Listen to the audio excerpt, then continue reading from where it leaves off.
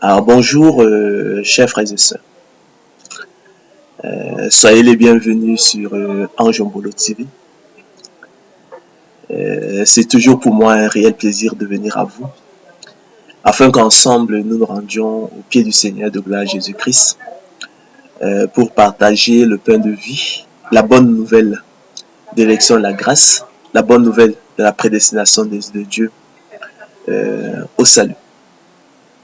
Je ne me lasse point, chers frères et sœurs, de vous enseigner les mêmes choses. Et comme dirait l'apôtre Paul, pour vous cela est salutaire. À votre demande, vous avez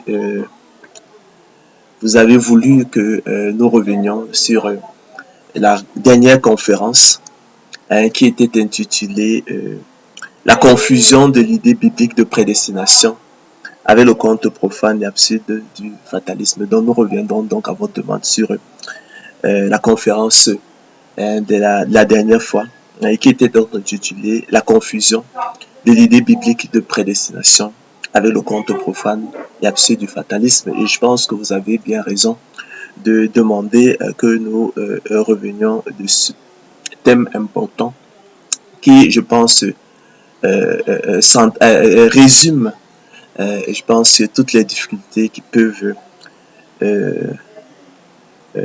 avoir par rapport au thème finalement de la prédestination des yeux de Dieu. Donc la conférence de cet après-midi est donc intitulée La confusion de l'idée biblique de prédestination avec le conte profane et absurde du fatalisme.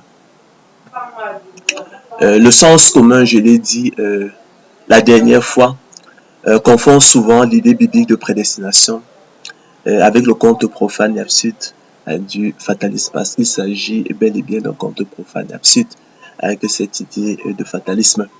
Alors cette confusion de l'idée de prédestination avec l'idée de fatalisme, avec le conte profane et absurde du fatalisme, peut éveiller quelques doutes dans les esprits.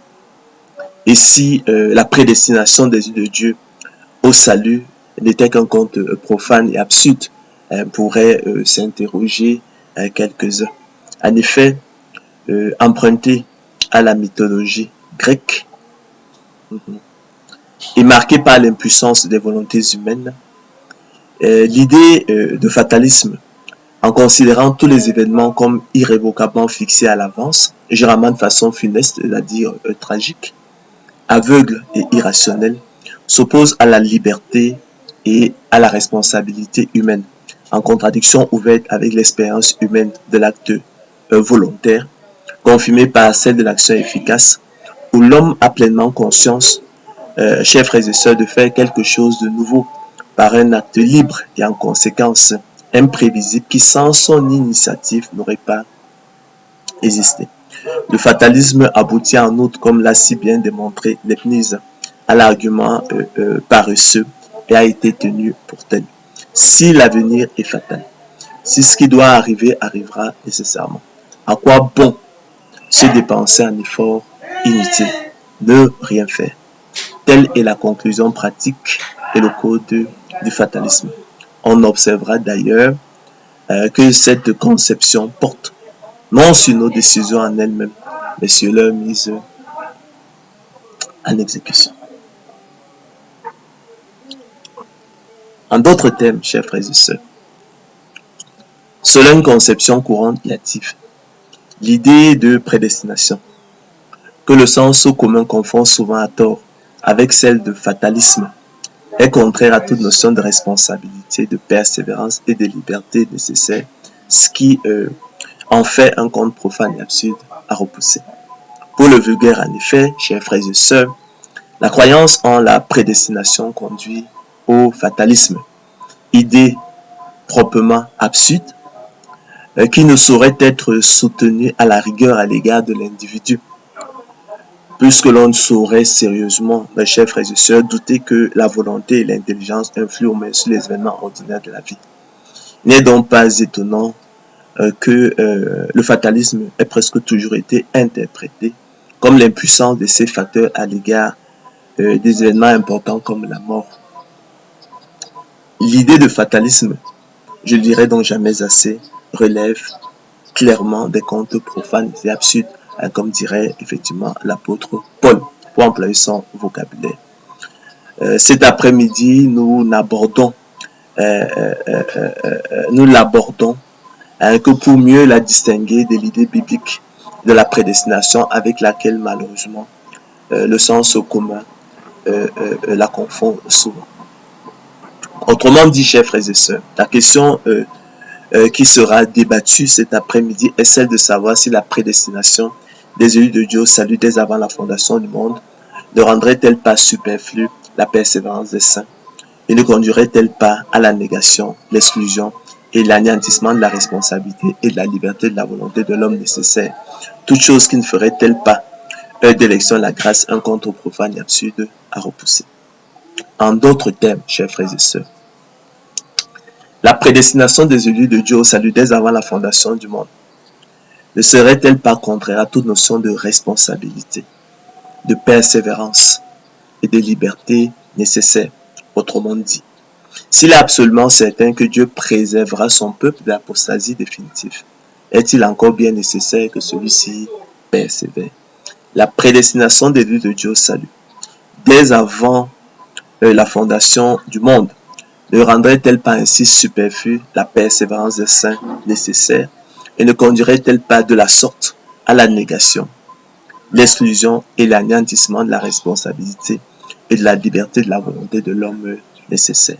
Et partant au fatalisme, cet argument, nous l'avons dit paresseux, qui conclut à l'inutilité de l'effort. Si l'avenir est fatal, si ce qui doit arriver arrivera nécessairement, à quoi bon se dépenser en efforts inutiles? Ne rien faire, tel est en effet, chers frères et sœurs, la conclusion pratique du fatalisme. Voilà, chers frères et sœurs, élus de Dieu, les questionnements étranges et troublants qu'impose l'élection de la grâce et la prédestination des élus de Dieu au salut à l'esprit humain, auquel tous dans nos têtes nous pourrions être en proie, après avoir reçu avec joie et empressement la bonne nouvelle de l'élection de la grâce, et qui sont pourtant de nature à éveiller quelques doutes dans les esprits. Et si cela n'était qu'un conte profane et absurde à repousser, on pourrait s'interroger certains, je l'ai dit. Cet après-midi, en mettant donc le peuple de Dieu en garde contre le risque de confusion de l'idée biblique de prédestination avec le conte profane et absurde du fatalisme, l'objectif de la présente conférence est de faire une analyse comparative des idées de prédestination et de fatalisme, afin de dégager leurs points de convergence, ainsi il en est, mais surtout de divergence, dans le but ultime de lever tout équivoque et confusion dans les esprits des élus de Dieu entre l'idée biblique de prédestination et l'idée de fatalisme. Ainsi, chers frères et sœurs, qu'il me soit tout d'abord permis de rappeler que l'idée de prédestination est tirée de la parole de Dieu, tandis que celle de fatalisme en est étrangère et empruntée plutôt à la mythologie grecque. Donc ça, c'est le premier élément de comparaison. Donc dans notre grille d'analyse, ce sera le premier élément de comparaison, c'est de dire que l'idée de prédestination est tirée de la parole de Dieu. Je l'ai souvent dit. Il y a toute une conférence qui avait été consacrée à la question de savoir si la prédestination était biblique, si l'Écriture enseigne la prédestination. L'idée de prédestination est tirée de la parole de Dieu. L'idée de fatalisme, ce conte profane et absurde, en est absente, elle est absente des Écritures et plutôt empruntée à la mythologie grecque. C'est la première chose que vous devrez savoir et retenir. En effet, la Bible enseigne, vous le savez, vous qui êtes les fidèles téléspectateurs de Ange Mbolo TV, la Bible enseigne la prédestination de Dieu au salut. C'est un thème, je l'ai souvent dit, qui revient 4 fois dans les Écritures, 2 fois dans l'épître de Paul aux Romains, 2 fois dans l'épître de Paul aux Éphésiens, pour ne citer que cela, selon qu'il est écrit. Dieu nous a élus avant la fondation du monde, Dieu nous a choisis avant la fondation du monde, Dieu nous a aimés avant la fondation du monde, pour que nous soyons saints et irrépréhensibles devant lui. Non pas parce que nous étions saints et irrépréhensibles devant lui, mais afin que nous ayant prédestinés, explique l'apôtre Paul, dans son amour, c'est un acte d'amour, nous y reviendrons, à être ses enfants d'adoption par Jésus-Christ, selon le bon plaisir de sa volonté. C'est selon le bon plaisir de sa volonté. La prédestination est selon le bon plaisir de la volonté de Dieu, à la louange de la gloire de sa grâce qui nous a accordée en son bien-aimé. Nous sommes aussi devenus héritiers, poursuit l'apôtre Paul, ayant été prédestinés, suivant la résolution de celui qui opère toutes choses d'après le conseil de sa volonté, afin que nous servions à la louange de sa gloire, nous tous, nous qui d'avance avons espéré en Christ. Et nous, si nous partons maintenant, nous ouvrons l'épître de Paul aux Romains, notamment Romains 8, 27, 30, il est écrit, nous savons du reste que toute chose concourt au bien de ceux qui aiment Dieu, de ceux qui sont appelés selon son dessein. Car ceux qu'il a connus d'avance, ceux qu'il a aimés d'avance, ceux qu'il a choisis d'avance, ceux qu'il a élus d'avance, il les a aussi prédestinés à être semblables à l'image de son Fils, afin que son Fils fût le premier-né entre plusieurs frères. Et ceux qu'il a prédestinés, il les a aussi appelés. Et ceux qu'il a appelés, il les a aussi justifiés. Et ceux qu'il a justifiés, il les a aussi glorifiés. Ça, c'est la chaîne d'ordre, l'élection à la grâce, à laquelle, effectivement, vous êtes déjà familier. Donc, on voit là que l'idée de prédestination est biblique. En revanche, alors si nous prenons ce brillant article du ministre Xavier Darcos, intitulé plutôt Zeus que Big Brothers, paru dans le magazine français intitulé La Revue des Deux Mondes.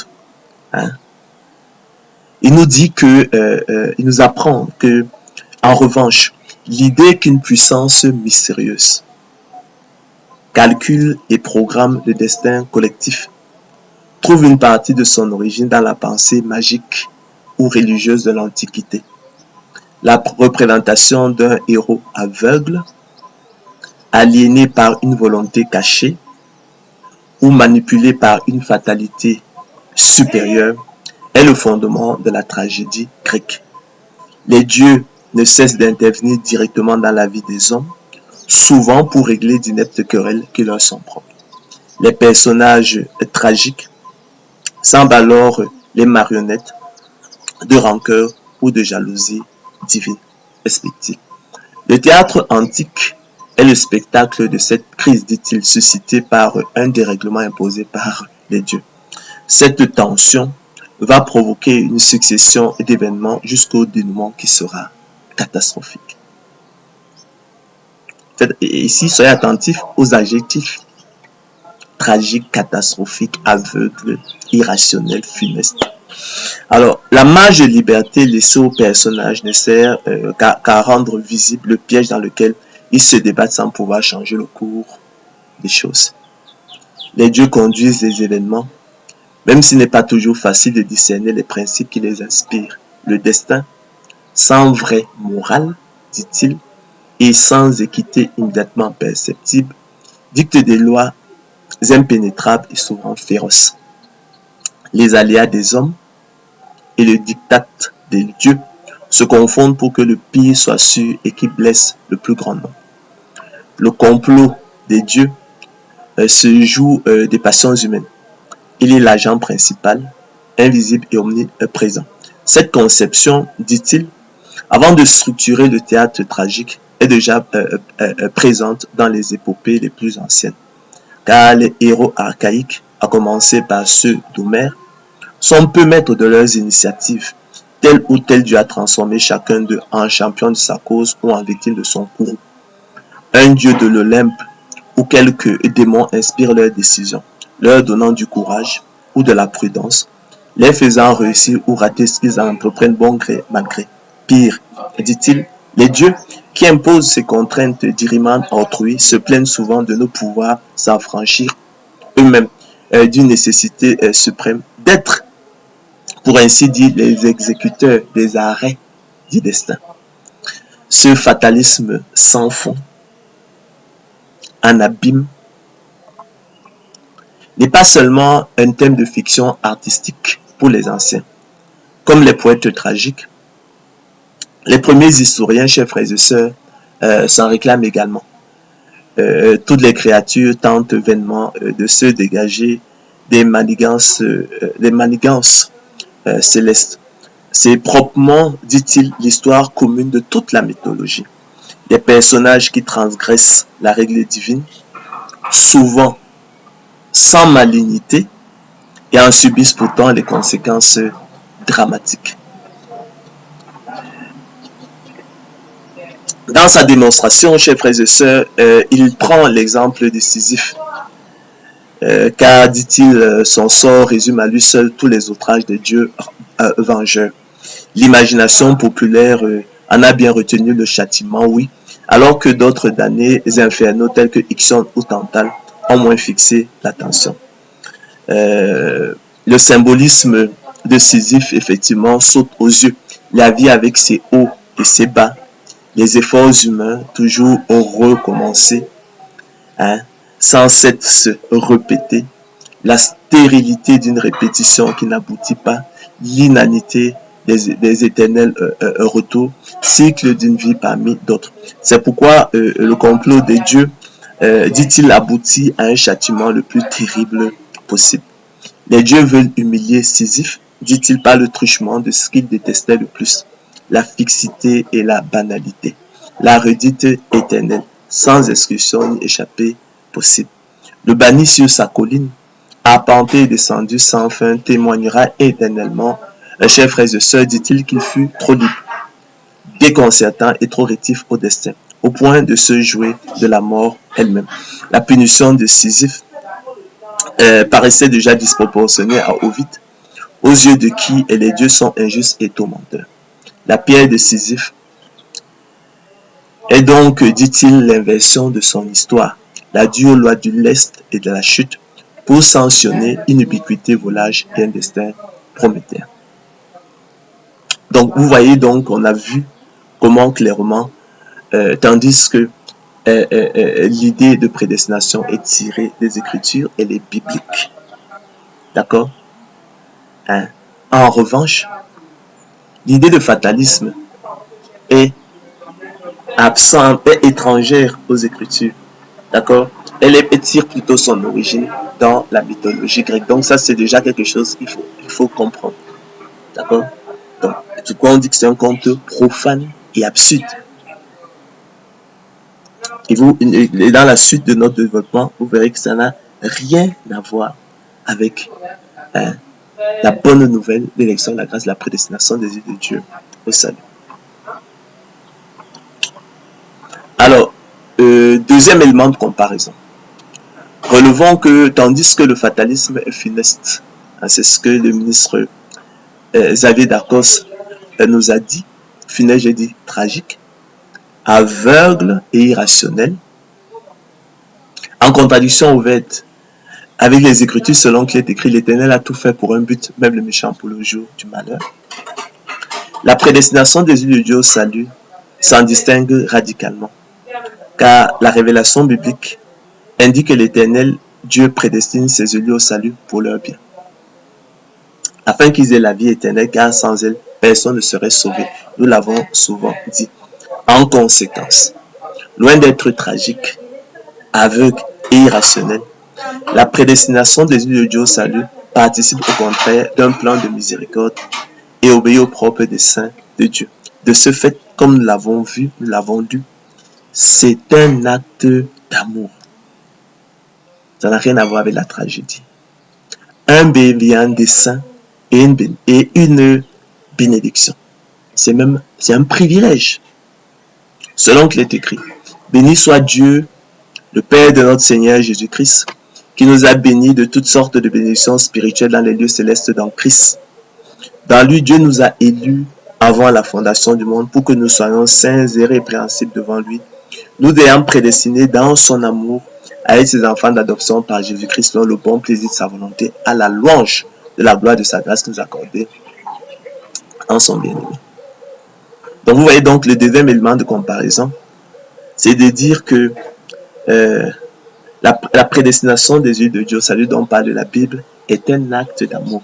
D'accord? Sans elle, personne ne serait sauvé. Donc l'Éternel prédestine ses élus pour leur bien.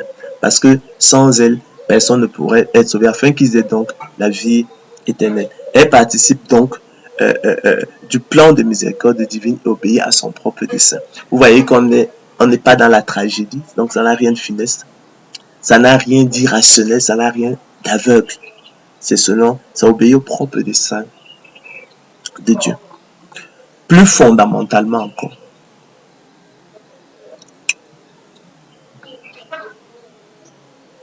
voyons à présent que voyons la différence entre le code du fatalisme, à savoir ne rien faire. Si l'avenir est fatal, si ce qui doit arriver arrivera fatalement, à quoi bon se dépenser en efforts inutiles? Ne rien faire. Telle est la conclusion pratique du fatalisme. Nous verrons au contraire que la prédestination, elle est faite au contraire de la persévérance des saints, une exigence et un impératif absolu. D'accord? En ce sens, elle a pour code, vous obtiendrez le salut de vos âmes pour prix de votre persévérance. Ne le dirons jamais assez. Vous obtiendrez, élus de Dieu, le salut de vos âmes pour prix de votre persévérance. Donc, dans le cas du fatalisme, on dit ne rien faire.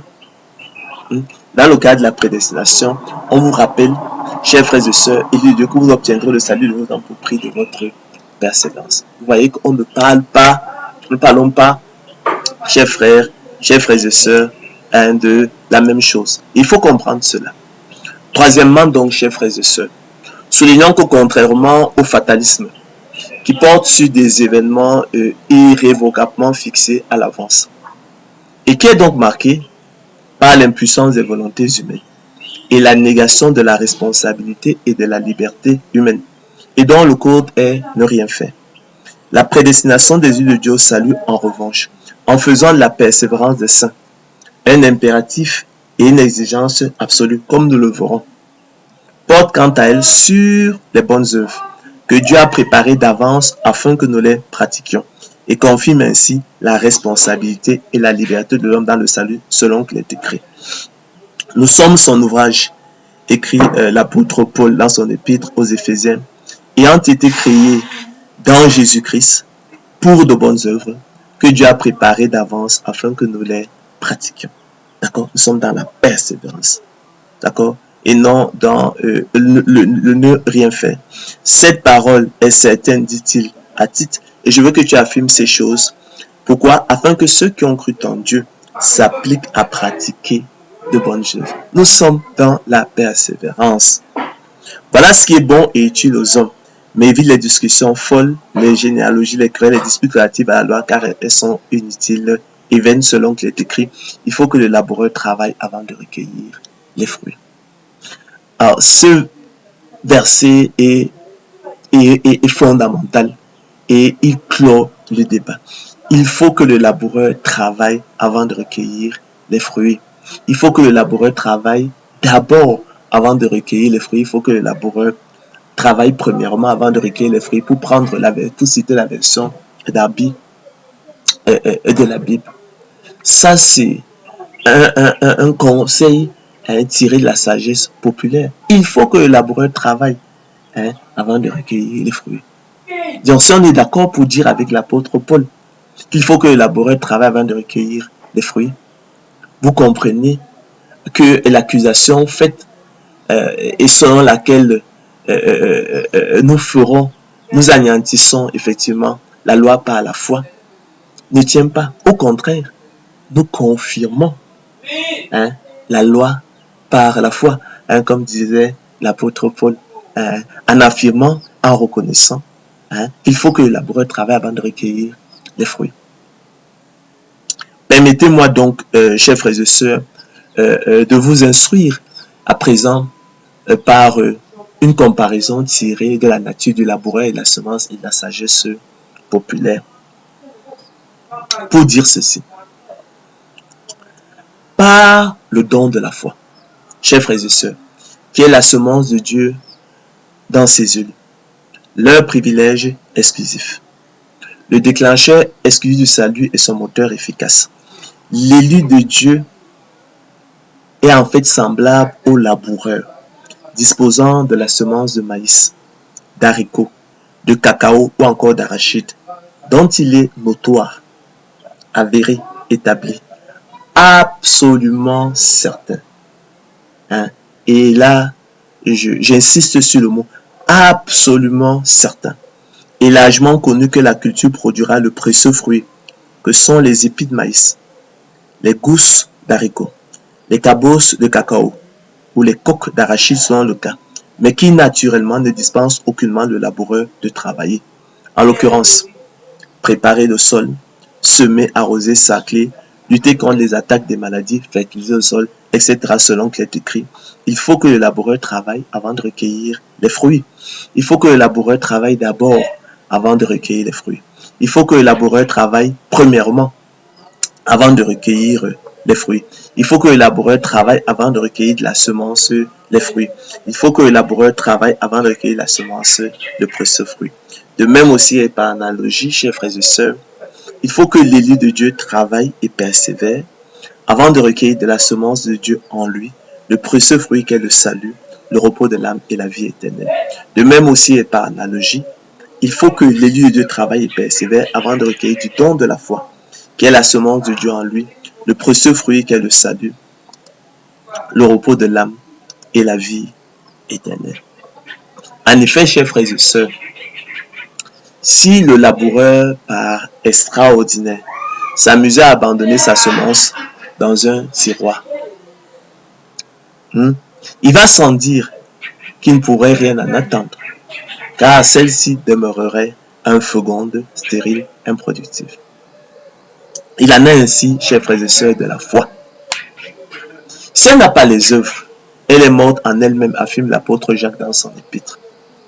Mes frères, explique-t-il, que sert-il à quelqu'un de dire qu'il a la foi s'il n'a pas les œuvres? La foi peut-elle le sauver? Veux-tu savoir, ô homme vain, que la foi sans les œuvres est inutile?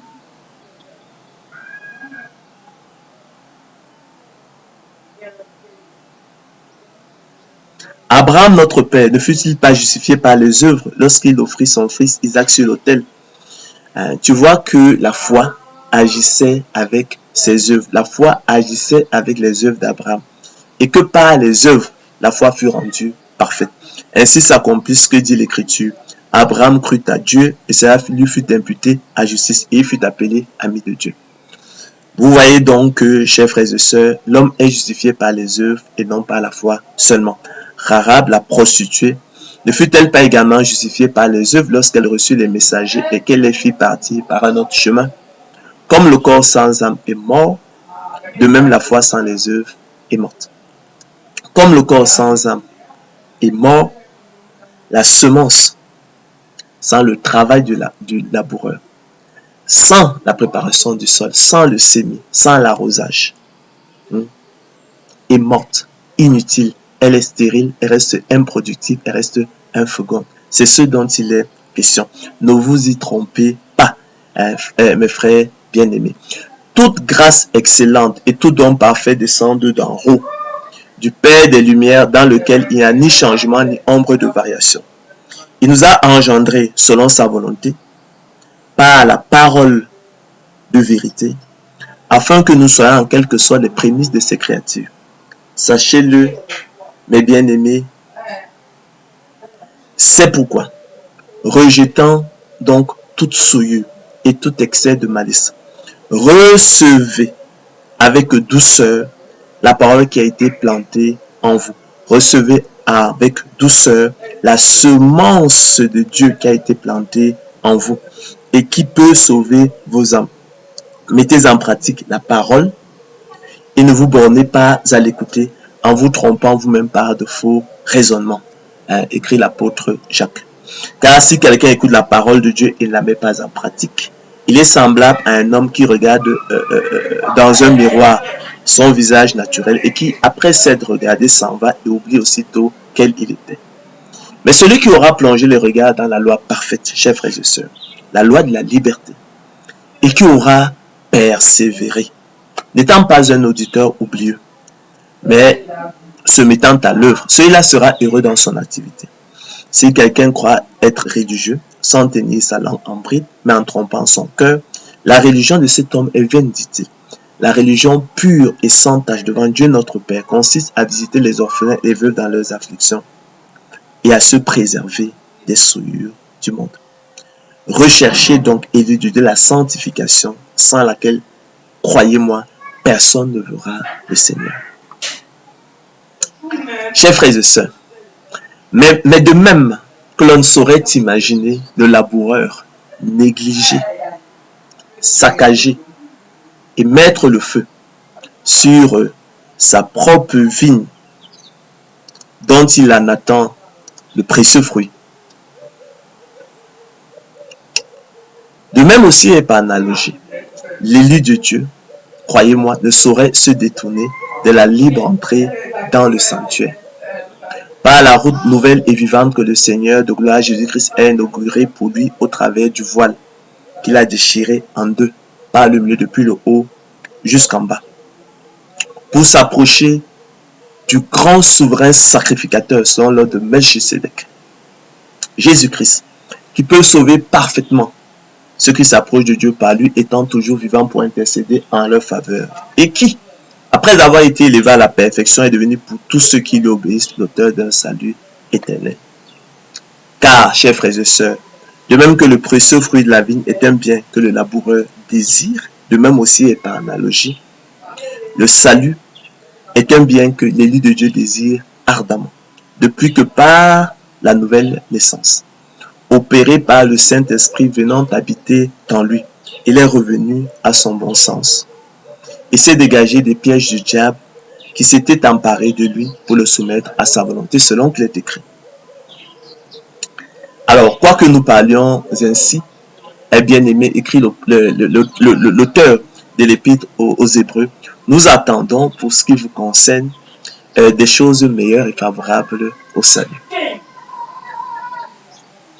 Car Dieu n'est pas injuste pour oublier votre travail et l'amour que vous avez montré pour son nom, ayant rendu et rendant encore des services aux saints. Nous désirons que chacun de vous montre le même zèle pour conserver jusqu'à la fin une pleine espérance, en sorte que vous ne vous relâchiez point et que vous imitiez ceux qui par la foi et la persévérance héritent des promesses. Lorsque Dieu fit la promesse à Abraham, la promesse inconditionnelle, ne pouvant jurer par un plus grand que lui, il jura par lui-même et dit certainement, je te bénirai et je multiplierai ta postérité. C'est ainsi, chers frères et sœurs, qu'Abraham, ayant persévéré, obtint l'effet de la promesse. Or, les hommes jurent par celui qui est plus grand qu'eux, et le serment est une garantie qui met fin à tous leurs différends. C'est pourquoi Dieu, voulant montrer, chers frères et sœurs, avec plus d'évidence aux héritiers de la promesse, l'immutabilité de sa résolution intervint par un serment afin que, par deux choses immuables, dans lesquelles il est impossible que Dieu mente, nous trouvions un puissant encouragement. Nous dont le seul refuge a été de saisir l'espérance que nous était proposée. Elle pénètre au-delà du voile, là où Jésus est entré pour nous comme précurseur, ayant été fait souverain sacrificateur pour toujours selon l'ordre de Melchisédek. Ainsi, élu de Dieu, c'est à cause de nous qu'il a été écrit que celui qui laboure doit labourer avec espérance. Donc c'est à cause de nous, élus de Dieu, qu'il a été écrit que celui qui laboure doit labourer avec espérance. Espérance ici comme attente confiante d'un bien qu'on désire. L'appel de Dieu est efficace. D'accord? L'appel de Dieu est efficace. D'accord? La semence de Dieu en nous, le don de la foi, produira assurément le salut. D'accord? Pourvu effectivement que comme le laboureur, nous travaillons, nous persévérions. Pourvu qu'elle soit jetée en terre. Car c'est en espérance que nous sommes sauvés. Car nous aussi, nous étions autrefois insensés, écrit l'apôtre Paul, à titre désobéissants, égarés, à servir à toute espèce de convoitise et de volupté, vivant dans la méchanceté et dans l'envie, dignes d'être haïs, nous haïssant les uns les autres. Mais lorsque la bonté de Dieu, notre Sauveur, et son amour pour les hommes ont été manifestés, il nous a sauvés, non à cause des œuvres de justice que nous avons faites, mais selon sa miséricorde. Par la nouvelle naissance opérée par le Saint-Esprit qu'il a répandu sur nous avec abondance par Jésus-Christ notre Sauveur, afin que justifiés par sa grâce, déclarés juste par sa grâce, nous devenions en espérance un héritier de la vie éternelle. Or, l'espérance qu'on voit n'est plus espérance. Ce qu'on voit, peut-on l'espérer encore? Mais si nous espérons ce que nous ne voyons pas, nous l'attendons avec persévérance, écrit l'apôtre Paul.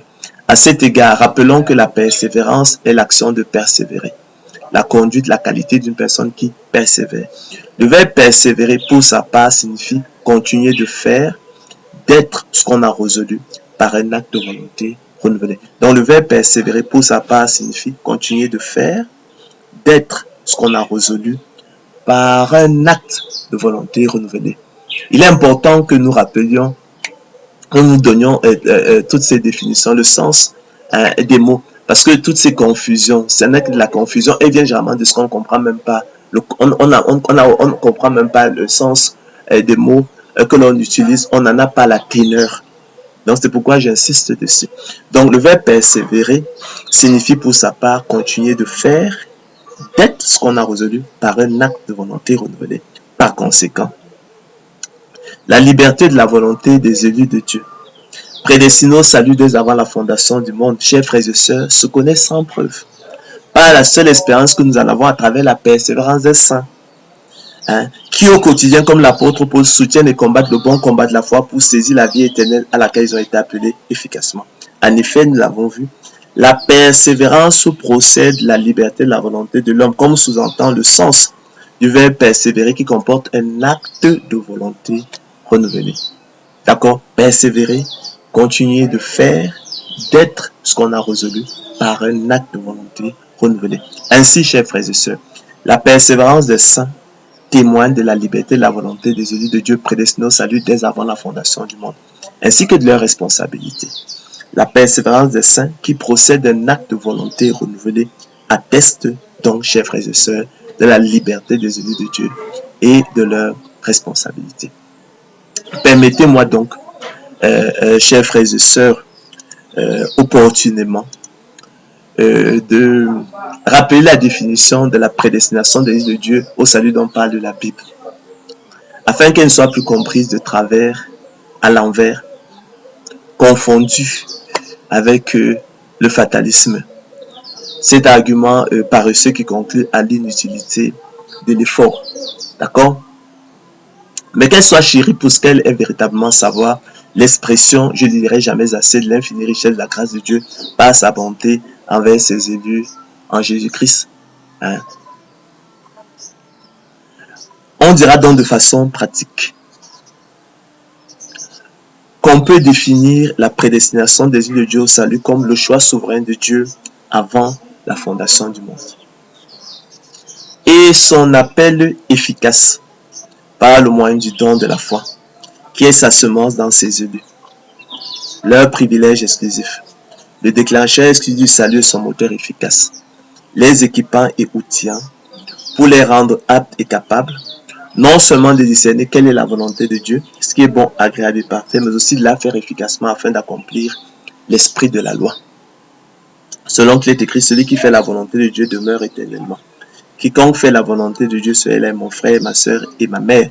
Rappelez le Seigneur de gloire, Jésus-Christ. En l'occurrence, donc, aimer Dieu, croire au Seigneur Jésus-Christ, à lui le sauveur du monde, prendre plaisir à la loi de Dieu et se réjouir en suivant ses préceptes comme possédant tous les trésors. En faire ses délices et ses conseillers, rechercher Dieu de tout son cœur, avec un cœur honnête et bon, soutenir et combattre le bon combat de la foi pour saisir la vie éternelle à laquelle ils ont été appelés efficacement.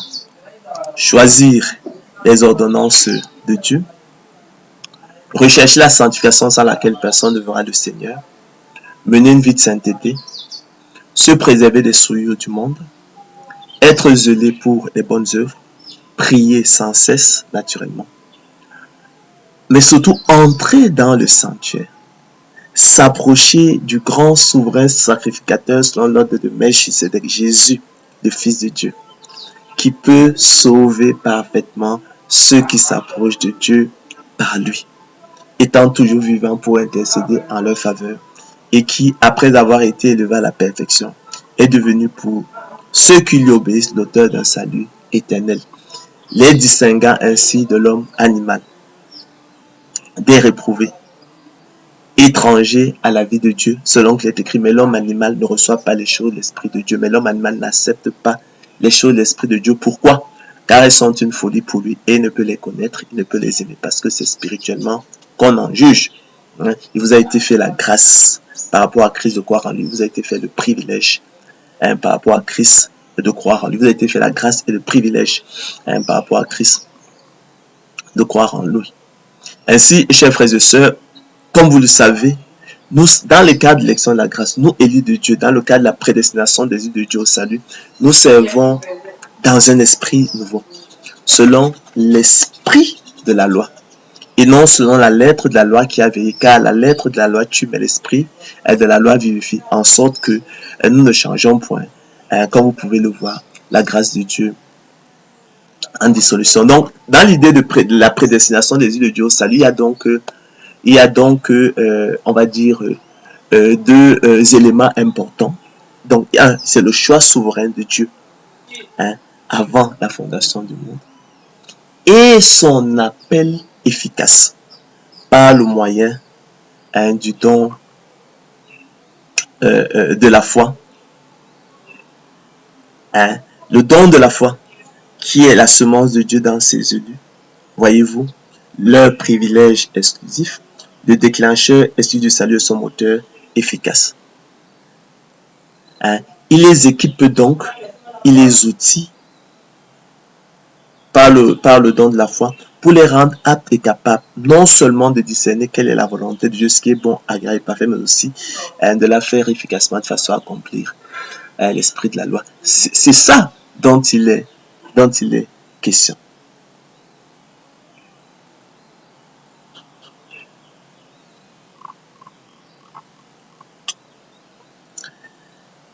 Ainsi, chers frères et sœurs, c'est en espérance que nous sommes sauvés. Or, l'espérance qu'on voit n'est plus espérance. Qu'on voit, peut-on l'espérer encore? Mais si nous espérons ce que nous ne voyons pas, nous l'attendons avec persévérance. C'est pourquoi, frère, écrit l'apôtre Pierre, appliquez-vous d'autant plus à affermir votre vocation et votre élection. Appliquez-vous d'autant plus à affermir votre prédestination, car en faisant cela, vous ne broncherez jamais. C'est ainsi en effet que l'entrée dans le royaume éternel de notre Seigneur et Sauveur Jésus sera pleinement accordée. Ainsi, mes bien-aimés, écrit l'apôtre Paul aux Philippiens, comme vous avez toujours obéi, travaillez à votre salut avec crainte et tremblement. En effet, dit-il, ce n'est pas que j'ai déjà remporté le prix, non, ou que j'ai déjà atteint la perfection, ou achevé la course, non, mais je fais une chose, dit-il, oubliant ce qui est en arrière et me portant vers ce qui est en avant, je cours vers le but pour remporter le prix de la vocation céleste de Dieu en Jésus-Christ. Ne savez-vous pas que ceux qui courent dans le stade courent tous, mais qu'un seul remporte le prix? Courez de manière à le remporter, dit-il. Tous ceux qui combattent s'imposent toute espèce d'abstinence et le font, dit-il, pour obtenir une couronne corruptible. Mais nous, élus de Dieu, faisons-le pour une couronne incorruptible. Moi donc, dit-il, je cours, non pas comme à l'aventure, je frappe, non pas comme battant l'air, mais je traite durement mon corps et je le tiens assujetti, dit-il, de peur d'être moi-même rejeté après d'avoir prêché aux autres. Dans la seconde épître qu'il adresse à Timothée, il dira à Timothée, souffre, pardon, avec moi comme un bon soldat de Jésus-Christ. Il n'est pas de soldat qui s'embarrasse des affaires de la vie, s'il veut plaire à celui qui l'a enrôlé, et la tête n'est pas couronnée s'il n'a pas combattu suivant les règles. Par conséquent, chers frères et sœurs, loin donc de rendre la persévérance des saints superflue. D'accord? La prédestination en fait au contraire un impératif et une exigence absolue. De même qu'elle confirme, du même coup, la responsabilité de l'homme dans le salut. En cela, elle se distingue donc radicalement, chers frères et sœurs, du code du fatalisme, savoir l'inutilité de l'effort, ne rien faire. Si l'avenir est fatal, si ce qui doit arriver arrivera nécessairement, à quoi bon se dépenser en efforts inutiles? Ne rien faire. Telle est en effet la conclusion pratique et le code du fatalisme. Vous voyez qu'effectivement, nous ne parlons pas de la même chose. Pour cela même seulement, il n'y a pas de confusion possible entre l'idée biblique de prédestination et le conte profane et absurde du fatalisme. L'un dit, si l'avenir est fatal, si ce qui doit arriver arrivera nécessairement, à quoi bon se dépenser en efforts inutiles, ne rien faire? Telle est en effet la conclusion pratique et le code du fatalisme.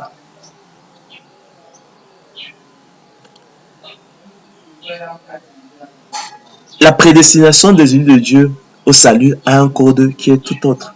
Savoir, vous obtiendrez le salut de vos âmes au prix de votre persévérance. D'accord? Travaillez à votre salut avec crainte et tremblement.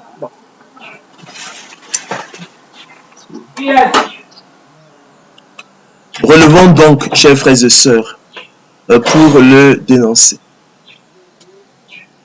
que l'annonce, diffusion et propagation dans le monde de la bonne nouvelle d'élection de la grâce et de la prédestination des élus de Dieu au salut, dès avant la fondation du monde, a été polluée par les équivoques et les germes du faux débat sur la catégorie philosophique fictive du libre arbitre humain en dehors de la question, et que l'on est venu fallacieusement greffer sur l'enjeu essentiel du salut, la liberté de la volonté des élus de Dieu, prédestinés au salut dès avant la fondation du monde, sous connaissance sans preuve, comme nous l'avons dit, par la seule espérance que nous en avons à travers la persévérance des saints, qui au quotidien, comme l'apôtre Paul, soutiennent et combattent le bon combat de la foi pour saisir la vie éternelle à laquelle ils ont été appelés efficacement. À cet égard, chers frères et sœurs, permettez-moi donc déjà de corriger la confusion des notions de liberté et de souveraineté. La liberté de la volonté de l'homme est la faculté qu'a l'homme d'exercer sa volonté. Elle se connaît sans preuve par la seule expérience que nous en avons. Par définition, elle est encadrée, limitée par la liberté d'autrui et la souveraineté de Dieu. Elle est donc relative et non absolue, soit elle est indubitablement. Elle n'est pas à confondre avec la souveraineté, qui traduit le fait de ne pas être soumis au contrôle d'une autorité supérieure qui encadrerait la liberté de notre volonté. Et la souveraineté est un attribut de Dieu qui est le transcendant et que l'Écriture présente comme le seul souverain. Ça, c'est 1 Timothée 6,15. Corrigeons dans la foulée la confusion des notions de libre arbitre humain et de loi de l'entendement humain. Il y a beaucoup de confusion sur la question de la prédestination. C'est la confusion totale. Alors, les apôtres du libre arbitre humain définissent le libre arbitre humain comme la faculté de se déterminer sans autre cause que la volonté. Donc, libre arbitre humain, faculté de se déterminer sans autre cause que la volonté. C'est ainsi que ces apôtres les définissent. Je l'ai souvent dit, et je répète encore à cette heure, il s'agit là d'une catégorie philosophique fictive qui est contredite par les Écritures. La parole de Dieu, selon qu'il est écrit, j'ai la volonté, maintenant le pouvoir de faire le bien, dit l'apôtre Paul. Car chose impossible à la volonté parce que le péché la rendait sans force. Car je ne fais pas le bien que je veux et je fais le mal que je ne veux pas. Et si je fais ce que je ne veux pas, ce n'est plus moi qui le fais, c'est le péché qui habite en moi. Je trouve donc en moi cette loi. Quand je veux faire le bien, le mal est attaché à moi. Car je prends plaisir à la loi de Dieu selon l'homme intérieur, mais je vois dans mes membres une autre loi qui lutte contre la loi de mon entendement et qui me rend captif de la loi du péché qui est dans mes membres. Misérable que je suis, dira l'apôtre Paul. Car je ne sais pas ce que je fais, je ne comprends pas ce que je fais. Je ne fais point ce que je veux, je fais ce que je veux. Or, si je fais ce que je ne veux pas, je reconnais par là que ce n'est plus moi qui le fais, mais c'est le péché qui habite en moi. Ainsi dira le Seigneur de gloire Jésus-Christ, l'esprit est bien disposé. C'est la loi de l'entendement humain. On y reviendra. Mais la chair est faible. Car la chair, expliquera l'apôtre Paul aux Galatiens, a des désirs contraires à ceux de l'esprit. L'esprit en a de contraires à ceux de la chair. Ils sont opposés entre eux. Dira-t-il afin que vous ne fassiez point ce que vous voudrez. En effet, chers frères et sœurs, le péché qui habite en l'homme, dans sa chair, dans ses membres, enchaîne et lie la volonté de l'homme, la rendant sans force, captive, esclave, impuissante, assujettie au diable. De ce point de vue, chers frères et sœurs, Nous ne le dirons donc jamais assez. Il n'y a point de libre arbitre humain en tant que faculté de se déterminer sans autre cause que la volonté. Le péché qui habite en l'homme, lui dictant à la réalité sa loi, rendant ainsi la volonté de l'homme sans force, selon qu'il est écrit. J'ai la volonté, mais non le pouvoir de faire le bien. Car la chose impossible à la volonté parce que le péché la rendait sans force. La catégorie philosophique fictive du libre arbitre humain est née à la réalité, chers frères et sœurs, d'une confusion, encore une confusion, avec la loi de l'entendement humain selon qu'il est écrit. Je prends plaisir à la loi de Dieu selon l'homme intérieur, mais je vois dans mes membres une autre loi qui lutte contre la loi de mon entendement, la loi de l'entendement humain, et qui me rend captif de la loi du péché qui est dans mes membres, misérable que je suis. La loi de l'entendement humain, chers frères et sœurs, est le pouvoir qu'a la raison humaine de se déterminer librement. D'accord? Donc la loi de l'entendement humain est le pouvoir qu'a la raison humaine de se déterminer librement. Alors, elle est, chers frères et sœurs, opposée à la loi du péché et porte l'homme à prendre plaisir à la loi de Dieu, à choisir le bien qui nous séduit et à rejeter le mal qui nous répugne.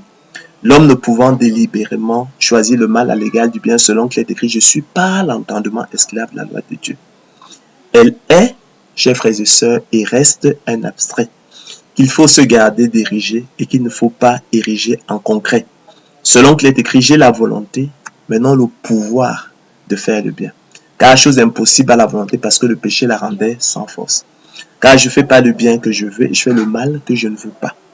Et si je fais ce que je ne veux pas, ce n'est plus moi qui le fais, c'est le péché qui habite en moi. Ce glissement dangereux semble allègrement avoir été opéré par les apôtres de l'évangile de la gloire de l'homme, qui l'ont érigé en concret et l'ont affublé du nom à la fois impropre et tendancieux de libre arbitre humain, comme ces singes que l'on affuble d'une jaquette et d'un chapeau haut de forme rouge dans les cirques, pour les déguiser en hommes afin de distraire les tout petits. Frères, un conseil de l'apôtre Paul aux Corinthiens, ne soyez pas des enfants sous le rapport du jugement, mais pour la malice, soyez enfants, mais à l'égard du jugement, soyez des hommes fins, des hommes faits. Je rappelle que j'entends par abstrait ce qui n'a pas forcément pris sur la réalité, mais peut éventuellement être neutralisé. Ce qui n'est pas forcément efficace. On parle encore d'une puissance hypothétique. D'accord? Donc, la loi de l'entendement humain est un abstrait de ce point de vue. D'accord? Elle est un abstrait.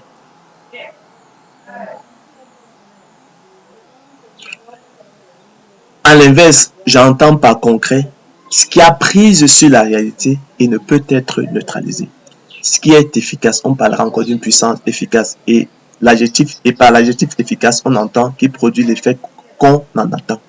Comme synonyme, on a actif, on a puissant, on a souverain.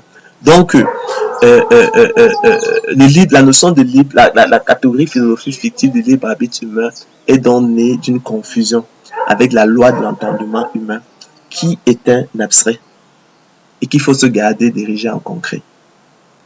Donc, ce glissement, ils l'ont fait, ils l'ont opéré, ils ont érigé la loi de l'entendement humain en concret et l'ont affublé du nom à la fois impropre, injuste et libre arbitre humain. Ils en ont fait d'abstrait, ils en ont fait en concret et c'est de là qu'est venue en fait la sortie de piste. C'est là que s'est produit la sortie de piste. Il n'y a point de libre arbitre humain, chers frères et sœurs, en tant que faculté se déterminer sans autre cause que la volonté. Selon qu'il est écrit, j'ai la volonté, mais non le pouvoir de faire le bien. Car la chose impossible à la volonté parce que le péché la rendait sans force. Donc le péché qui habite en nous, en l'homme, dans sa chair, dans ses membres, en fait enchaîne et lie la volonté de l'homme pour lui dicter en fait la volonté du diable. De ce point de vue, il n'y a donc point de libre arbitre humain en tant que faculté de se déterminer sans autre cause que la volonté. Selon qu'il est écrit, j'ai la volonté, mais non le pouvoir de faire le bien. Car la chose impossible à la volonté parce que le péché la rendait sans force. Le péché lie en fait notre volonté et nous dicte en fait la volonté du diable. D'accord? Il faut comprendre dans ces choses-là. L'erreur, chers frères et sœurs, des théories du libre arbitre humain et de toutes celles qui s'inspirent d'une conception analogue a été à la réalité d'admettre que la liberté existe également chez tous. Hein. Selon la formule célèbre de Sartre, l'homme est condamné à être libre. Jean-Paul Sartre, que Bernard-Henri Lévy présente comme le plus grand intellectuel français du XXe siècle, en soutenant que la liberté humaine est totale, absolue, infinie, inconditionnée, inaliénable, c'est-à-dire qui ne peut être ôtée, valide implicitement et sans forcément s'en rendre compte. L'idée selon laquelle la liberté est donc égale chez tous. Or, chers frères et sœurs, la nature et la révélation biblique ne nous apprennent rien de tel. En effet, chers frères et sœurs, que vous en semble-t-il? La liberté est-elle la même chez l'alcoolique, le toxicomane et chez l'homme libre de ses dépendances, de ses addictions, hein, comme disent les psys. La liberté est-elle la même chez le kleptomane, le pyromane et chez l'homme libre de ses manies? La liberté est-elle la même chez le passionné, l'obsédé, le démon et chez l'homme libre de ses vices? La liberté est-elle égale chez l'homme non régénéré et chez l'homme régénéré? Quel fruit portions-nous alors à l'époque? Moi, j'en rougis encore, j'avoue. Chers frères et sœurs, en condamnant l'homme à être libre quand cependant il ne l'est pas, selon qu'il est écrit, je suis vendu au péché, dira l'apôtre Paul, misérable que je suis. Jean-Paul Sartre a attribué à l'homme une liberté imaginaire, fictive, totale, absolue, infinie, inconditionnée, inaliénable, c'est-à-dire qui ne peut être ôtée. Et par conséquent, égale chez tous. Et a ainsi hypothéqué et ruiné son projet philosophique. En effet, la nature nous apprend que la liberté effective est plutôt relative, en escalier, par marches successives, par degrés, par paliers, l'homme étant d'autant plus libre au-dessus des passions. Loin de nous grandir, la liberté sartrienne, au contraire, pèse sur nous, chers frères et sœurs, comme une fatalité de notre être. Jean-Paul Sartre pousse la coïncidence de l'homme avec sa liberté au point d'effacer toute distinction entre ceux de nos actes qui sont libres et ceux qui ne le sont point. Mais comment soutenir sérieusement que nous sommes libres toujours, jusque dans nos actes élémentaires, hein? La pression de l'urine, la pression de la soif, de la famine, jusque dans l'aveuglement de la passion, l'emportement de l'émotion, l'ivresse de l'alcool, les chaînes de la drogue, la servitude et l'ignorance. Ce que Jean-Paul Sartre nomme ici liberté, chers frères et sœurs, dépasse ce qu'on entend d'ordinaire sous ce nom. Comme l'a écrit un commentateur inspiré, une telle liberté est dérisoire et aliénante. Une liberté, chers frères et sœurs, qui se confond avec nos chaînes et demeure toujours égale à soi, qui n'est pas le moyen de nous dépasser, de sortir de nous-mêmes, de rendre le monde vraiment meilleur, n'est pas de la liberté. C'est de l'aliénation, ni moins ni plus. De façon négative, chers frères et sœurs, relevons que l'Écriture abonde également de témoignages qui indiquent à suffisance que l'idée biblique de la prédestination n'aboutit point à l'exclusion, l'anéantissement et la négation de la responsabilité de l'homme.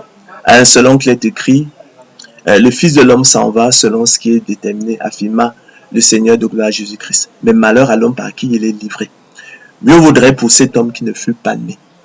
En effet, chers frères et sœurs, expliqua l'apôtre Pierre, il fallait que s'accomplisse ce que le Saint-Esprit dans l'Écriture a annoncé d'avance par la bouche de David au sujet de Judas, qui a été le guide de ceux qui ont saisi Jésus. Il était compté parmi nous, dit-il, et il avait part au même ministère.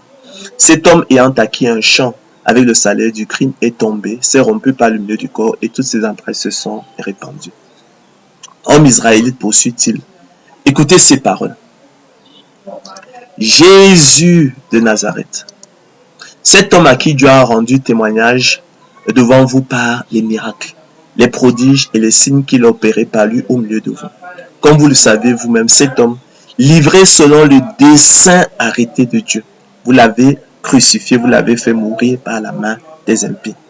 Ainsi, chers frères et sœurs, Dieu a accompli de la sorte ce qu'il avait annoncé d'avance par la bouche de tous ses prophètes que son Christ devait souffrir, indiqua-t-il, selon qu'il est écrit. Seigneur, toi qui as fait le ciel, la terre et la mer et tous ceux qui s'y trouvent. C'est toi qui as dit par le Saint-Esprit, par la bouche de notre Père, ton serviteur David, pourquoi ce tumulte parmi les nations et ces vaines pensées parmi les peuples?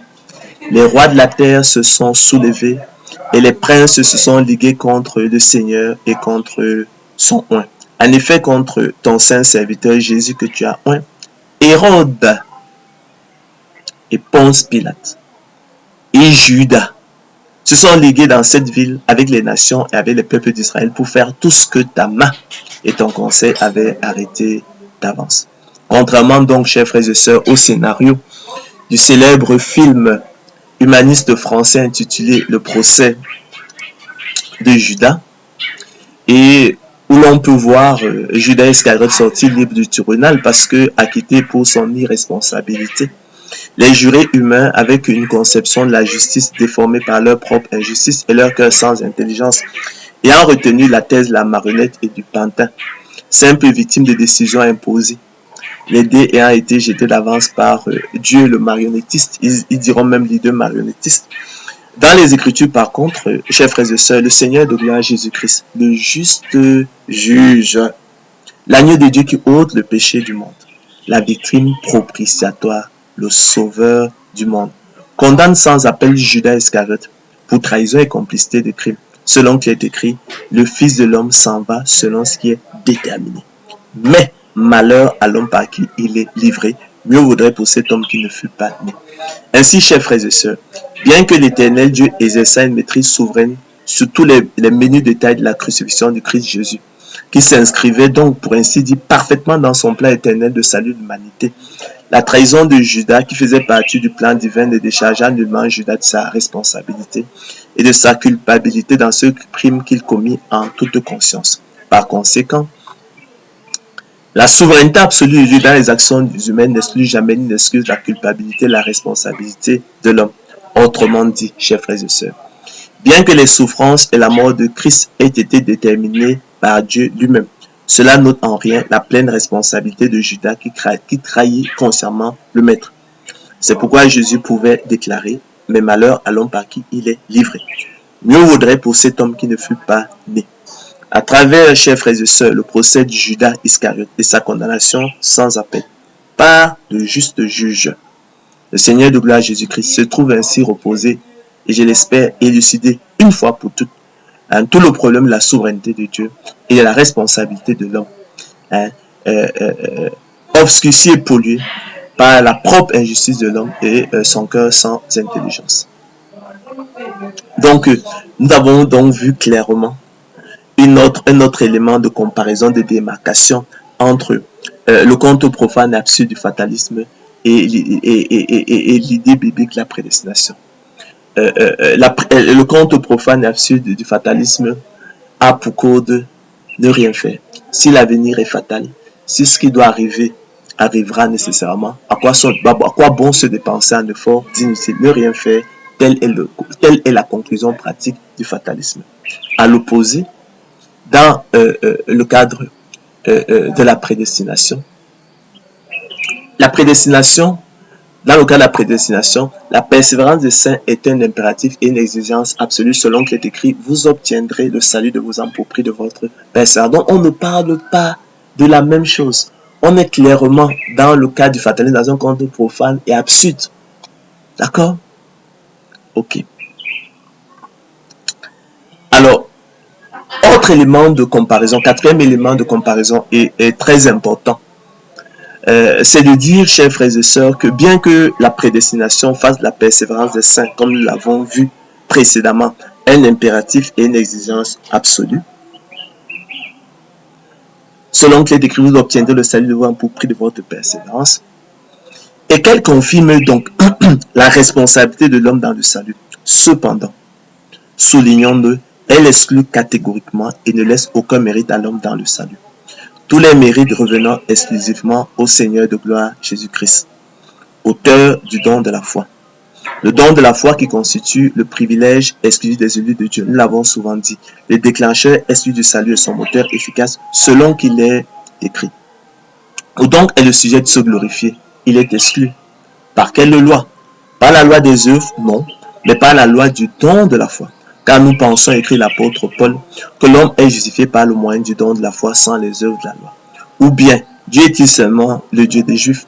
Ne l'est-il pas aussi des païens? Si, il est aussi des païens, puisqu'il y a un seul Dieu qui justifiera par le moyen du don de la foi des circoncis et par le moyen du don de la foi des incirconcis. Car qui est-ce qui te distingue? Qu'as-tu que tu n'aies reçu? Et si tu l'as reçu, pourquoi te glorifies-tu comme si tu ne l'avais pas reçu? Quoi donc? Sommes-nous plus excellents? Élus de Dieu? Nullement. Car nous avons déjà prouvé qu'à vous, élus de Dieu, vous a été fait la grâce et le privilège par rapport à Christ de croire en lui. Cette grâce du don de la foi n'a pas été faite au monde, selon le bon plaisir et la volonté de Dieu. Et nous en voulons pour preuve, chers frères et sœurs, que jusqu'à ce jour,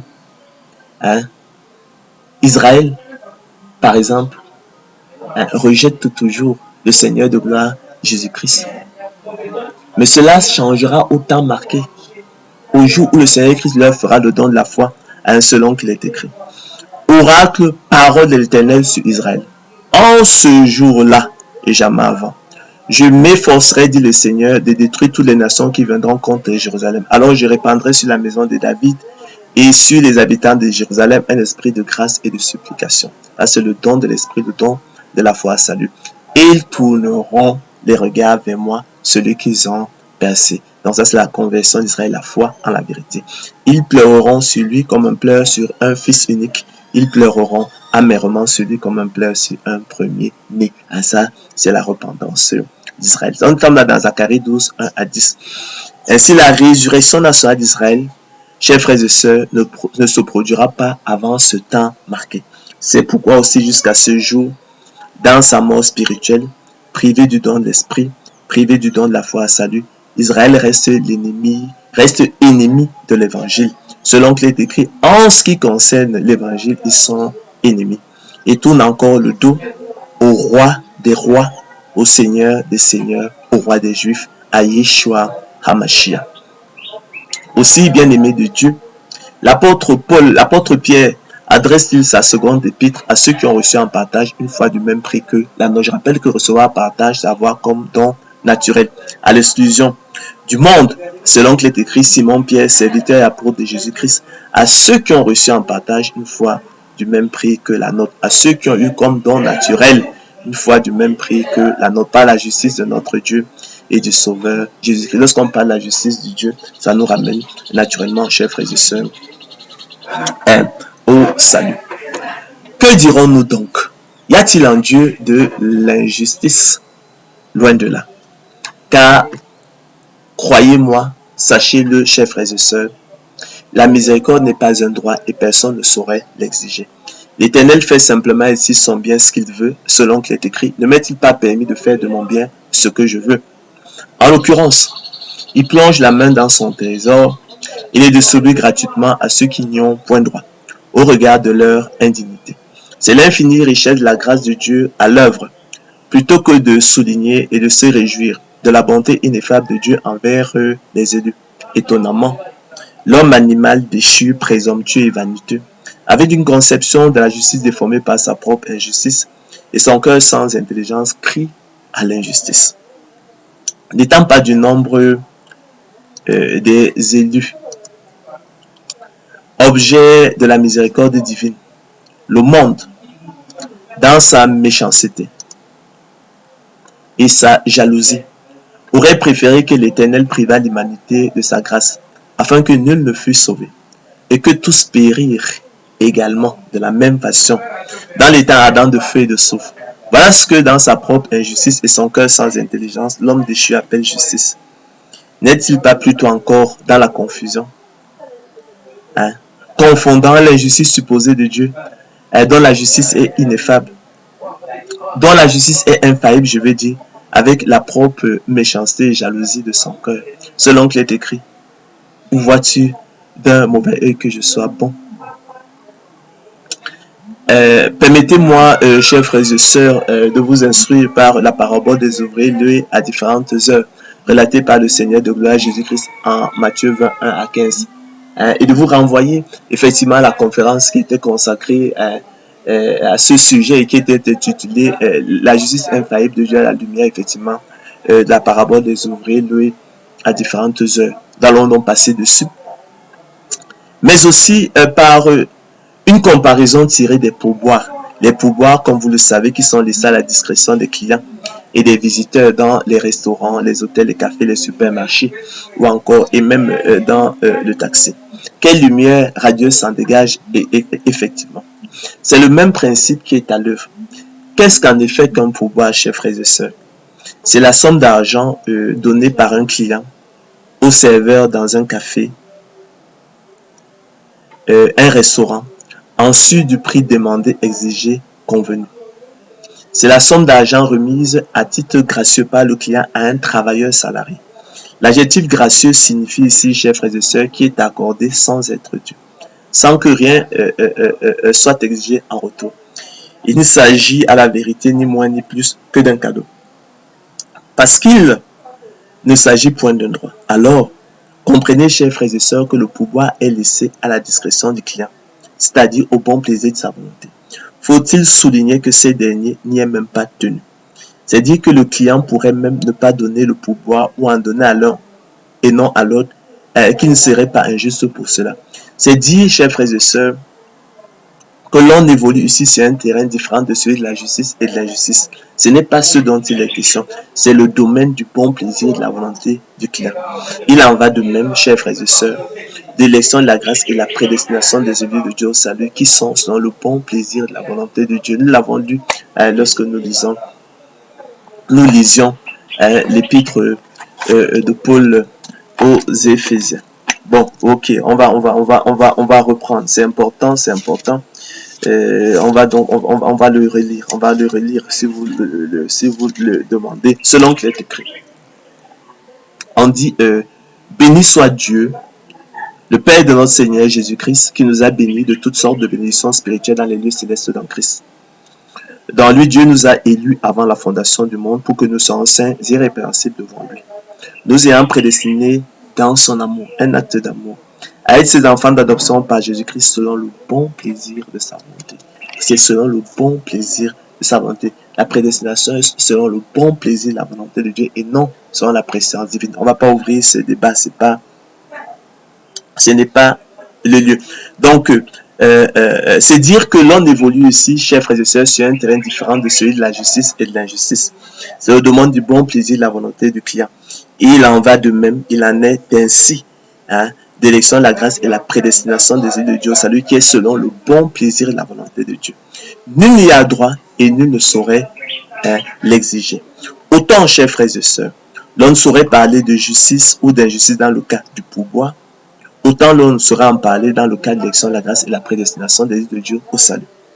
C'est le domaine du bon plaisir. En condamnant tout le genre humain à l'état ardent de feu et de souffle, l'Éternel leur verse leur salaire selon la loi. Le principe, la règle selon qui est écrit, maudit est quiconque n'observe pas tout ce qui est écrit dans le livre de la loi et ne le met pas en pratique. C'est l'équivalent de la somme due pour le service et les œuvres accomplies.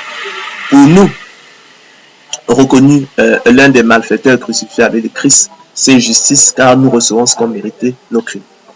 En sortant quelques-uns, en l'occurrence ses élus, l'Éternel leur fait un cadeau que nul ne saurait exiger. C'est l'équivalent du pourboire, versé à titre gracieux, ensuite de ce qui est exigé pour nous, élus de Dieu, peuple de Dieu, c'est pourboire.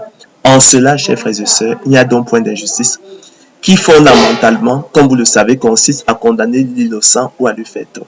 L'Éternel est un Dieu juste, qui ne condamne point l'innocent ni ne lui fait tort. Il fait simplement ici son bien ce qu'il veut.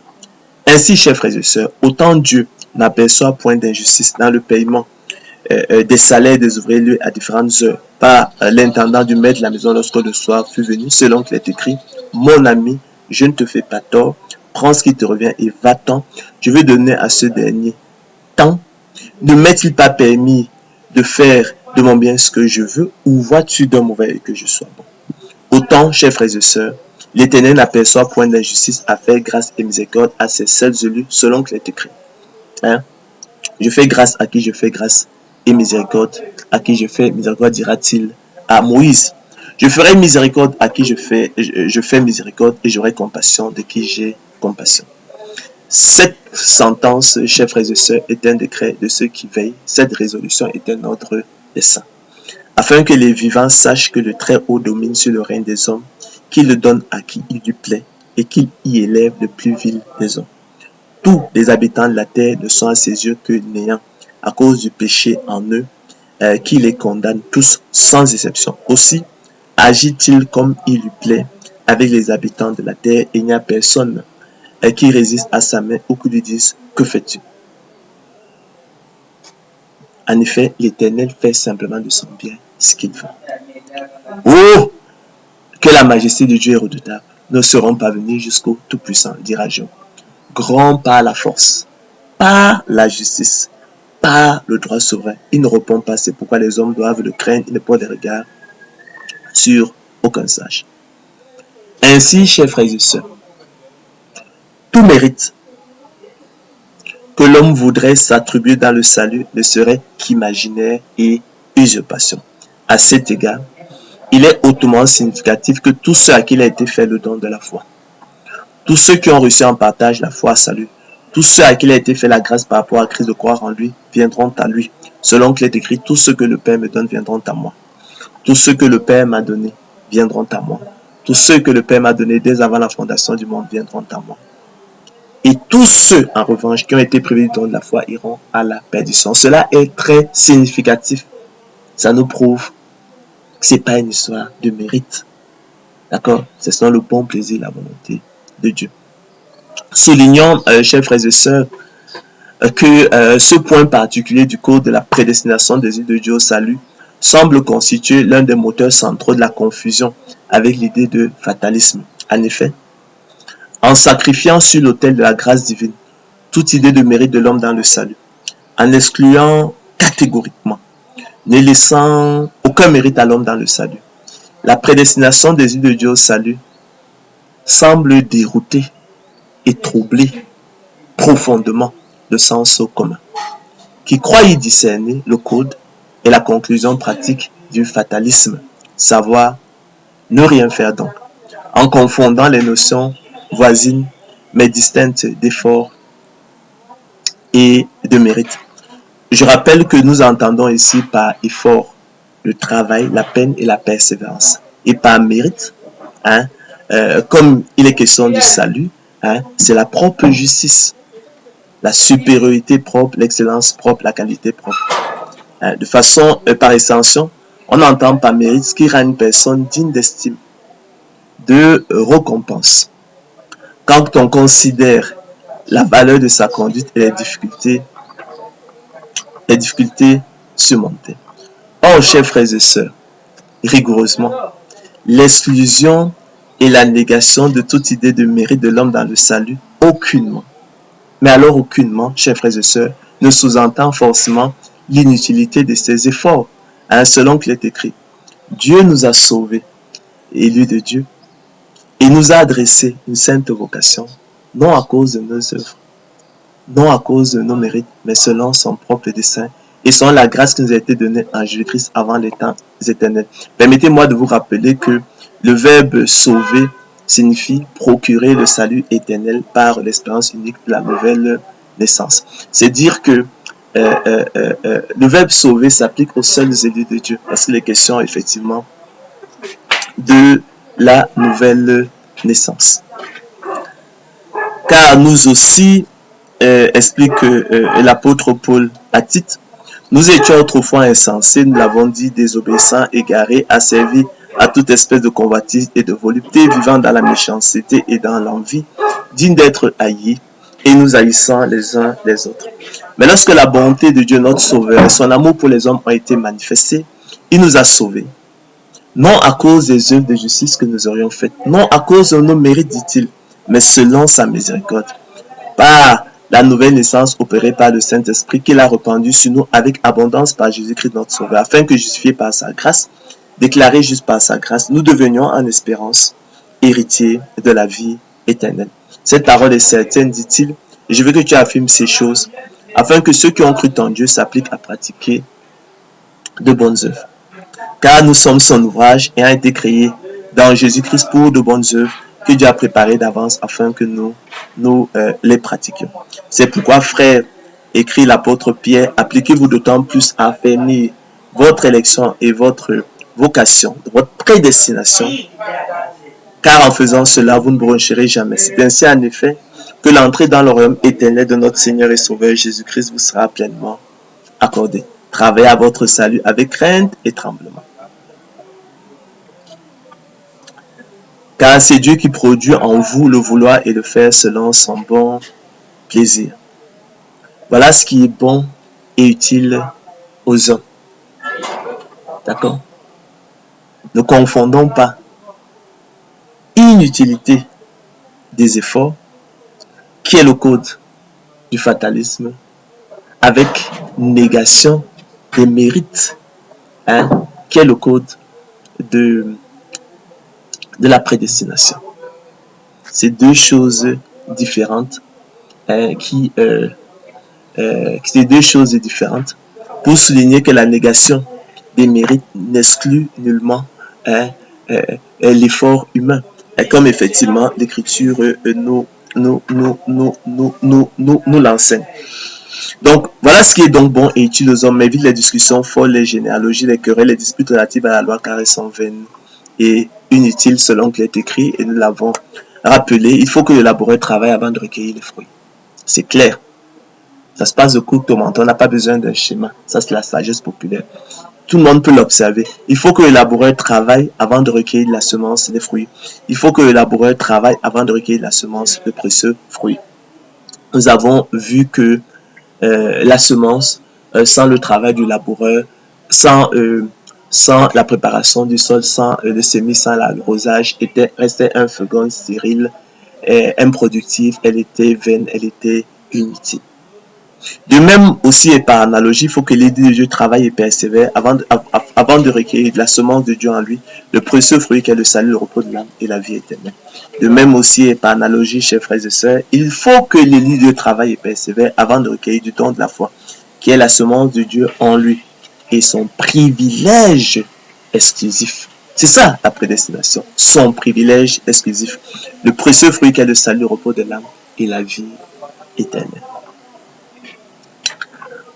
Donc, lorsqu'on parle de prédestination, c'est davantage l'idée de privilège exclusif. Privilège exclusif, c'est-à-dire donc négation des mérites. Mais ça n'a rien à voir avec la négation d'efforts humains. Au contraire,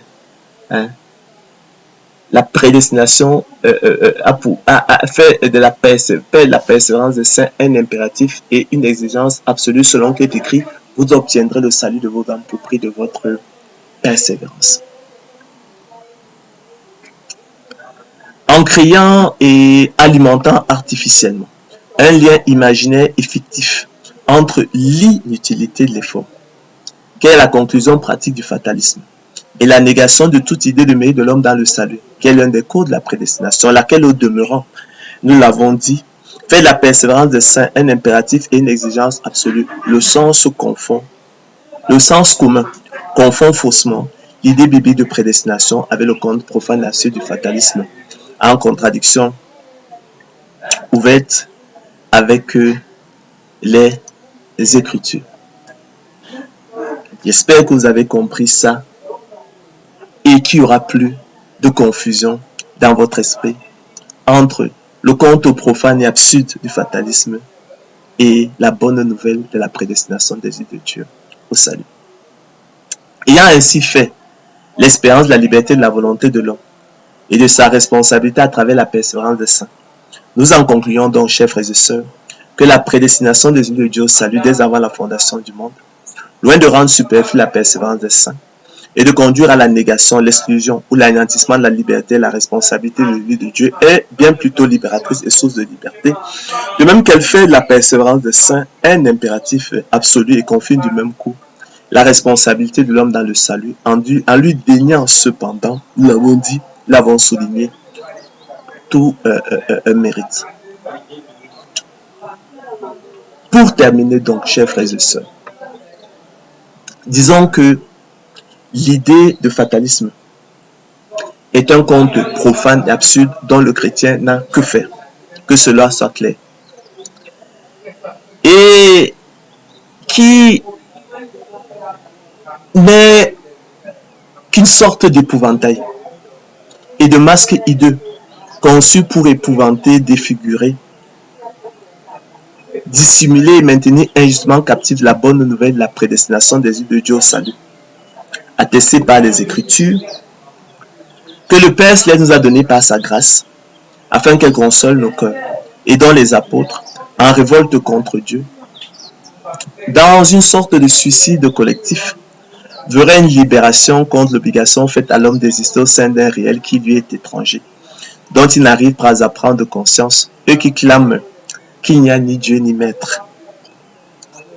Telle fut la vie de Jean-Paul Sartre, l'un de leurs éminents représentants, marqué par des crises de désespoir, et dont le premier roman, La Nausée, comme son nom l'indique, est un acte de révolte ouverte contre la soumission à Dieu. Soulignons que la liberté sartréenne, absolue, totale, infinie, inconditionnée, inaliénable, c'est-à-dire qui ne peut être ôtée, égale chez tous, débouche clairement sur le néant. Titre d'une autre de ses œuvres, L'être, le néant. De même que le terme de l'engagement politique de Sartre est précisément la fin de toute liberté. Il vous promet la liberté quand ils sont eux-mêmes esclaves de la corruption, car chacun est esclave de ce qui a triomphé de lui. Mais vous, élus de Dieu, ne vous y trompez pas, je me lasserai point de vous le rappeler, vous obtiendrez le salut de vos âmes pour prix de votre persévérance. Tel est le cours de la prédestination des yeux de Dieu au salut, qui se distingue en cela du fatalisme, qui conclut pour sa part à l'inutilité de l'effort et conduit à l'argument paresseux. Si l'avenir est fatal, si ce qui doit arriver arrivera nécessairement, à quoi bon se dépenser un effort inutile? Ne rien faire. Et telle est la conclusion pratique et le code du fatalisme. Rien à voir avec le code de la prédestination de Dieu au salut. Selon qu'il est écrit, vous obtiendrez le prix de vos âmes. Vous obtiendrez le salut de vos âmes pour prix de votre persévérance.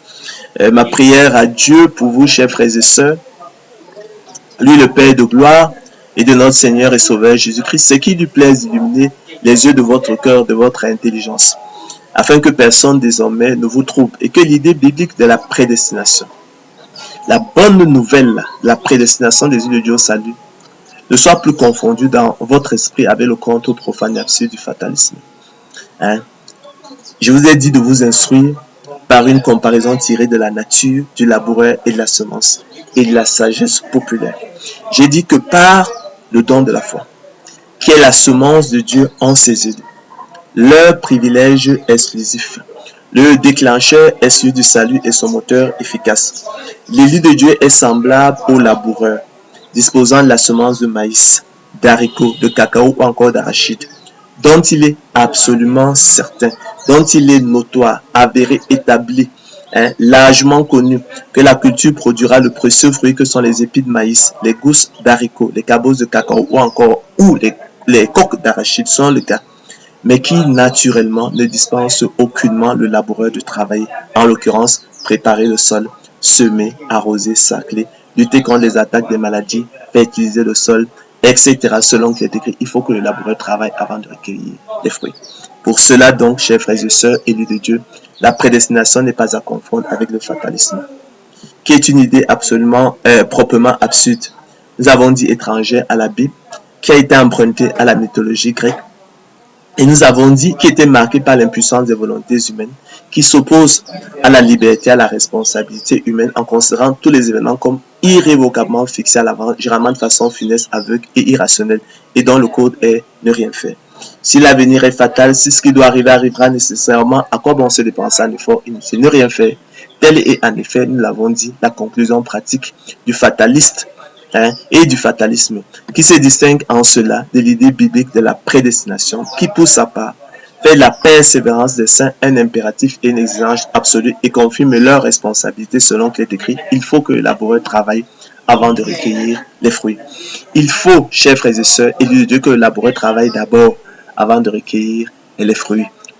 Il faut que le laboureur travaille premièrement avant de recueillir les fruits, pour reprendre la version d'Arby de la Bible. C'est pourquoi, frères, nous ne dirons jamais assez. Appliquez-vous à affermir votre vocation et votre élection. Appliquez-vous à affermir votre prédestination au salut. C'est ainsi en effet que l'entrée dans le royaume éternel de notre Seigneur et Sauveur Jésus vous sera pleinement accordée. Travaillez à votre salut avec crainte et tremblement. C'est pourquoi donc vous obtiendrez, nous ne dirons jamais assez, le salut de vos âmes pour prix de votre persévérance. Toutefois, là aussi, nous insistons, vous n'avez aucun mérite. Que cela soit clair. Tous les mérites revenant exclusivement à l'auteur du don de la foi, le Seigneur de gloire Jésus-Christ. Le don de la foi constituant le déclencheur du salut et son moteur efficace. Le privilège exclusif des élus de Dieu et sa semence en eux selon qu'il est écrit. Car c'est par grâce que vous êtes sauvés par le moyen du don de la foi. Et cela ne vient pas de vous, c'est le don de Dieu. Ce n'est point par les œuvres, ce n'est point par les mérites, afin que personne ne se glorifie. Afin que nul chair ne se glorifie devant Dieu. Afin, comme il est écrit, que celui qui se glorifie dans le Seigneur. Car nous sommes son ouvrage. Car il vous a été fait la grâce à vous, élus de Dieu, et le privilège par rapport à Christ de croire en lui.